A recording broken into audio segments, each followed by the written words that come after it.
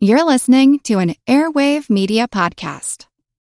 What's something you learned in history class that you feel like wasn't the whole truth? Better yet, what's something you didn't learn at all that was omitted completely? That's what I like to call redacted history.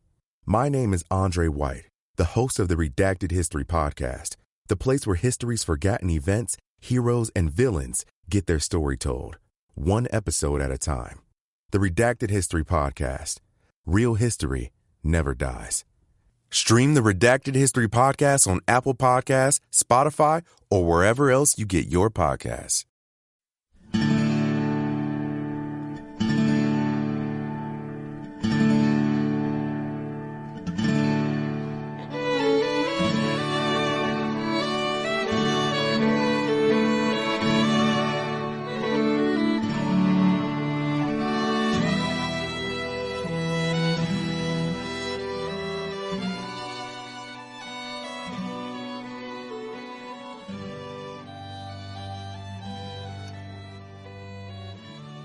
Hey everyone, thanks for tuning in to episode number 286 of our Civil War podcast. I'm Rich. And I'm Tracy. Hello y'all. Welcome to the podcast. Alright, so as you will recall, we spent the last couple of shows looking at events downriver from Vicksburg, particularly with regard to what Major General Nathaniel Banks was up to in Louisiana. In fact, at the end of the last show, it was May 7th, 1863, and Banks' successful Bayou Teche campaign had taken him to Alexandria on the Red River, where he found David Dixon Porter and half a dozen Federal ironclads, which delighted him. But then Porter told Banks that the help Banks was anticipating, was counting on, was expecting from Grant, yeah, that wasn't going to be happening. Instead, Porter told Banks that Grant had crossed his entire force to the east side of the Mississippi below Vicksburg, and then marched off to the east, away from the river, into the interior of Mississippi. Banks was, well, stunned by this news. What on earth was Grant doing?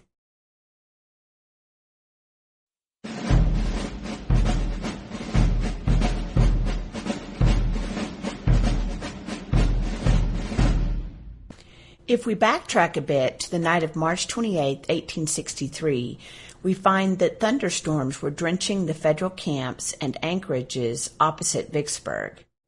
Perhaps the spectacular display of nature's might cleared Ulysses S. Grant's head, because the next morning he made the fateful decision that, among other things, would leave Nathaniel Banks high and dry at Alexandria 6 weeks later.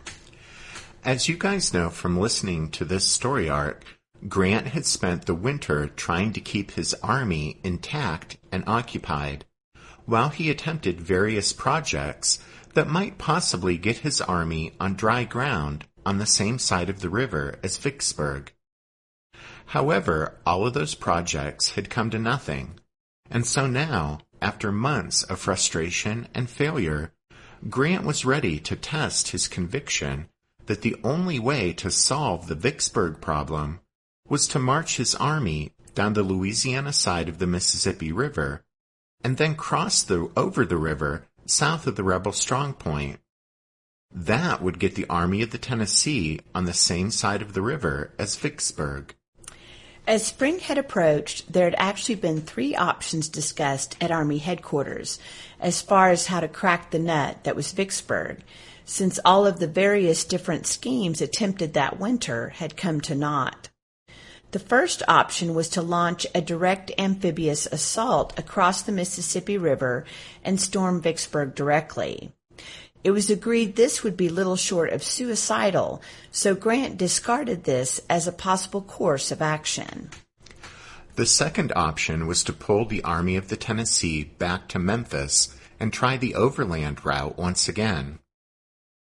But not only had this approach already been tried and failed when Earl Van Dorn's and Nathan Bedford Forrest's Confederate cavalry had wreaked havoc on Grant's vulnerable line of communication and supply, but Grant was also well aware that any pullback to Memphis now would appear to the administration in Washington and to the Northern public to be a retreat, an admission of failure, and the repercussions of that might just result in Grant losing his command. The third option was to march the army down the west side of the Mississippi, find a suitable crossing point, and transfer the field of operations to the area south and east of Vicksburg. In characteristic fashion, Grant boldly opted for the march south. As the first step in the implementation of this bold plan, Grant, on March 29th, ordered John McClernand to start to move his 13th Corps down the west side of the Mississippi River from Milliken's Bend to New Carthage, midway between Vicksburg and Grand Gulf, where McClernand was to prepare to cross the river. The exact landing site on the east bank was yet to be determined, but once across, McClernand would either march south to Port Hudson or north to Vicksburg, as circumstances dictated, while presumably Grant and his other two corps, having also crossed the river, would keep John Pemberton occupied. Actually, Grant's other two corps commanders, William Tecumseh Sherman and James McPherson, had serious reservations about the projected movement. In fact, after meeting with Grant and trying unsuccessfully to talk him into taking the army back to Memphis and trying the overland approach again, Sherman went so far as to send Grant a letter stating his objections, thus putting them down on paper so they would be on the record in case of disaster. And so, in a strange twist, it was actually John McClernand who enthusiastically supported Grant's plan. McClernand had never got over his belief that he had been wrongly deprived of the independent command he thought he'd been promised, and so for months now he had schemed to somehow get back what he felt was his, that is, command of the Vicksburg campaign. But his stream of letters to Secretary of War Edwin Stanton and to Abraham Lincoln had not had the desired effect.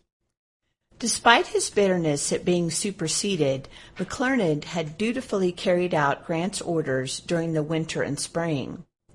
Now, ironically, he was the only corps commander to demonstrate enthusiasm for the proposed operation to move the army down the west bank of the Mississippi and then cross over the river below Vicksburg. McClernand's support of Grant's plan was ironic because, as it turned out, this would be the operation that elevated Sam Grant to the top tier of Union generals, while relegating John McClernand to the sidelines.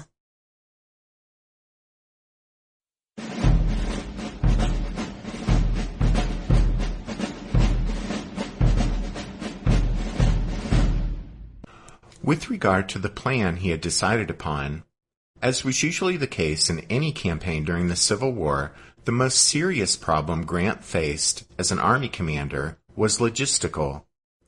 Here, in order for the operation to succeed, he needed a reliable means of moving supplies across the soggy Louisiana countryside. Spring had arrived, but the roads weren't yet firm enough to carry the army's supply train, that is, the hundreds upon hundreds of wagons needed to support a force the size of the Army of the Tennessee. A solution seemed to be in hand in the form of Walnut Bayou. The Army's line of march would be the winding road that ran atop the natural levee, or strip of higher ground, alongside the bayou, while the line of supply would be the bayou itself. Federal engineers laid out a canal from Duckport on the Mississippi River between Young's Point and Milliken's Bend to a back swamp about a half-mile inland. The nameless meandering streams in the swamp flowed into Walnut Bayou, 3 miles farther inland. When the canal was completed and the bayous cleared of obstructions, the result was a narrow, serpentine waterway, 37 miles in length, that connected the Mississippi above Vicksburg with New Carthage below. On April 13th, the Mississippi River levee was cut, and water surged through the canal and into the bayous. a procession of dredges, tugboats, and heavily laden barges entered the passage and set out for New Carthage. Everything was going according to plan. Then came an unexpected setback. The high water in the Mississippi River that had plagued the Federals all winter suddenly fell and stranded the vessels.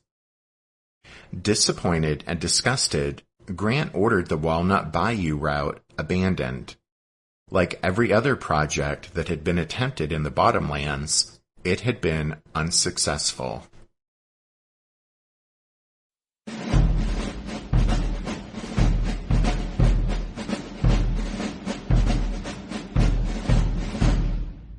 Did archaeologists discover Noah's Ark? Is the rapture coming as soon as the Euphrates River dries up? Does the Bible condemn abortion? Don't you wish you had a trustworthy academic resource to help make sense of all of this?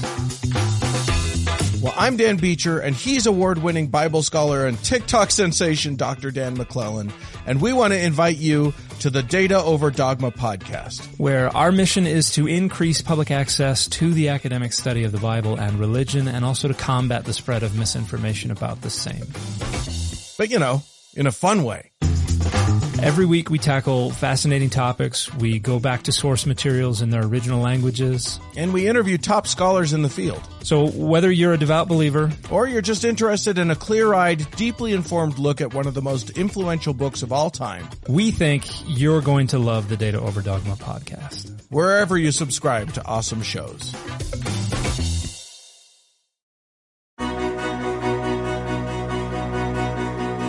History never says goodbye. It just says, see you later. Edward Galeano was right when he said that. Events keep happening over and over again in some form. And that's the reason I produce the podcast, My History Can Beat Up Your Politics. What is it? We take stories of history and apply them to the events of today to help you, perhaps, understand them better. We are also part of Airwave Media Network. I've been doing the program since 2006. That's a long time, and the show has a long name. My History Can Beat Up Your Politics. Find me wherever you get podcasts.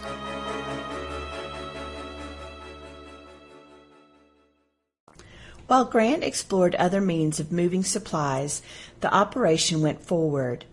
McClernand's troops began slogging south on the Walnut Bayou Road on March 31st. It would be one of the hardest marches of the war, but it would also be the turning point in the Vicksburg campaign. The spring flood was receding earlier than expected, as the Duckport Canal, Walnut Bayou fiasco demonstrated, but the countryside was far from dry. Pioneer troops, aided by ordinary soldiers and contrabands, constructed dozens of bridges and miles of causeways and corduroy roads. Corduroy roads were made when tree trunks were laid crossways across the boggy roadbed like railroad ties. Exactly. Well, as you might guess, the work was grueling and progress slow. An Ohio soldier recalled that, quote, "The road was all but impassable. It lay through a vast bog, intersected by numerous bayous half flooded with water. The heavy artillery wheels cut through the slime and the mud, through which we waded knee-deep, and where the hubs of the wheels often disappeared out of sight." The difficulties in making such an arduous march would have stopped most Civil War armies in their tracks, but McClernand's tough Midwesterners pushed on and reached New Carthage on April 6th. The movement of such a large force down the west side of the Mississippi couldn't be kept secret from the enemy for long, so Grant attempted to distract the Confederate commander at Vicksburg, John Pemberton. When McClernand started his march south, Grant sent Major General Frederick Steele's division from Sherman's Corps in the opposite direction. Steele left Milliken's Bend on April 2nd and steamed upriver to Greenville, Mississippi, about 70 miles north of Vicksburg, where he undertook a campaign of protracted pillaging. Steele's men destroyed 500,000 bushels of corn and carried off over 1,000 animals. They also liberated more than 1,000 slaves. Steele returned to Milliken's Bend on April 24th. The primary purpose of the Greenville expedition was to divert Pemberton's attention away from McClernand's movement, but it also reflected a shift in the policy of the Lincoln administration. As Halleck told Grant, quote, "The character of the war has very much changed within the last year. There can be no peace but that which is forced by the sword." End quote. What that meant in practical terms was that henceforth the Union Army was to bring the war home to Southern civilians by enforcing emancipation and seizing or destroying all foodstuff, fodder, and other items of possible military value. A few months earlier, Halleck had directed Grant to enroll black men into military service. Grant accepted the new policy without hesitation and made it clear that he expected everyone under his command to, quote, "especially exert themselves in carrying out the policy of the administration, not only in organizing colored regiments and rendering them efficient, but also in removing prejudice against them." During the spring of 1863, growing numbers of black troops began drilling at Milliken's Bend under the watchful eye of Brigadier General Lorenzo Thomas, the Adjutant General of the U.S. Army. In a similar fashion, Grant accepted the new policy of expanding the war to include Southern social and economic institutions. He informed Steele that, quote, "Rebellion has assumed the shape now that it can only terminate by the complete subjugation of the South or the overthrow of the government. It is our duty, therefore, to use every means to weaken the enemy by destroying their means of cultivating their fields and in every other way possible." End quote. In other words, Steele was to seize or destroy everything of military value in his path, including food, animals, and slaves, which is exactly what he did.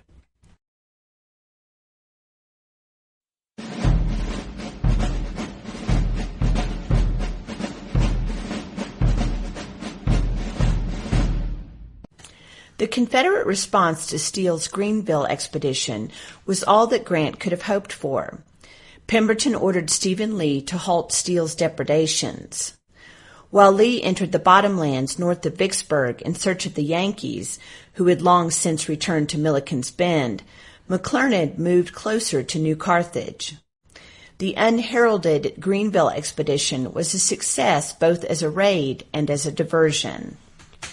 Steele's expedition was followed by two coordinated federal operations that dispersed Confederate military forces and left Pemberton more distracted than ever. Hundreds of miles to the northeast, William Rosecrans launched a daring effort to sever Braxton Bragg's line of communications and compel the Confederate Army of Tennessee to abandon its namesake state. In mid-April, Rosecrans sent Colonel Abel Strait and an infantry brigade mounted on mules toward the Western and Atlantic Railroad between Atlanta and Chattanooga. After a punishing running battle with Nathan Bedford Forrest's rebel horsemen across northern Alabama and Georgia, Strait and his command were compelled to surrender. Forrest's hard-fought victory saved Bragg, but weakened and possibly even doomed Pemberton. You see, though the Federal raiders failed to reach the railroad, they drew Forrest all the way over to Georgia and left his men and horses worn to a frazzle. That meant the most effective Confederate cavalry commander in the West would therefore play no further role in the struggle for Vicksburg. With Forrest fully occupied by Strait and his mule-mounted Federals, Major General Stephen Hurlbut, commanding Grant's 16th Corps from Memphis in western Tennessee, launched a raid of his own against Pemberton's line of communications. On April 17th, Colonel Benjamin Grierson and 1,700 Union cavalrymen left LaGrange, Tennessee, and headed south through the gap in the Confederate defensive perimeter created by Forrest's absence. Grierson's objective was the Southern Railroad of Mississippi, 200 miles inside rebel territory. His command reached the railroad at Newton Station, 65 miles east of the Mississippi state capital of Jackson, on April 24th. The Yankees tore up tracks and cut telegraph wires and burned bridges and water towers along the railroad. But then, instead of attempting to return to Tennessee through an unfriendly countryside swarming with now thoroughly aroused Confederate forces, Grierson continued south and reached friendly lines at Baton Rouge, Louisiana on May 3rd. The Federal horsemen met no significant opposition on their 16-day, 475-mile odyssey through the heart of Dixie. Total losses came to 4 men killed, 16 wounded, and 17 missing. We plan on covering Grierson's raid in more detail on some future members' episodes because it was undeniably the most spectacular federal cavalry operation of the war thus far, and because while it began as a strike against Pemberton's line of communications, it turned into an extremely successful diversion. Yep. The true importance of Grierson's epic ride wasn't the amount of damage inflicted on the Southern Railroad of Mississippi, which, in truth, was relatively minor. But the true importance of the operation was found in the consternation the raid created within Pemberton's department, and more to the point, how effectively it distracted Pemberton from what Grant was up to. That's because Pemberton personally directed the effort to stop Grierson, and so for the better part of 2 critical weeks, while the main body of Grant's army was on the move, John Pemberton's attention was focused on a few regiments of Federal cavalry in his rear.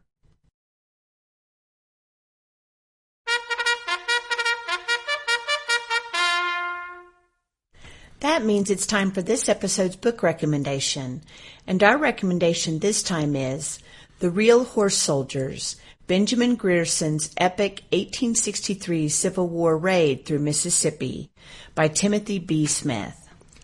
As we mentioned just a minute ago, we plan on using some members' episodes to cover Grierson's raid in much more detail after we're done talking about Van Dorn's Holly Springs raid.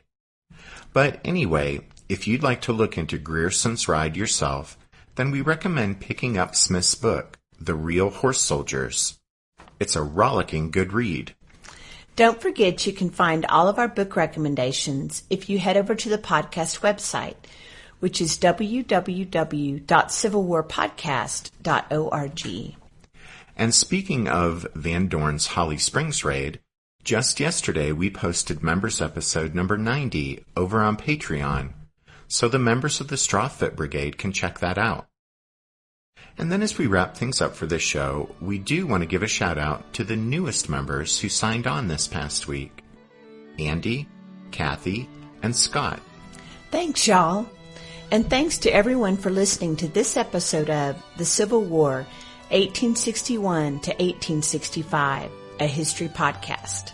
Rich and I do hope that you'll join us again next time, but until then, take care. Thanks, everyone. Bye.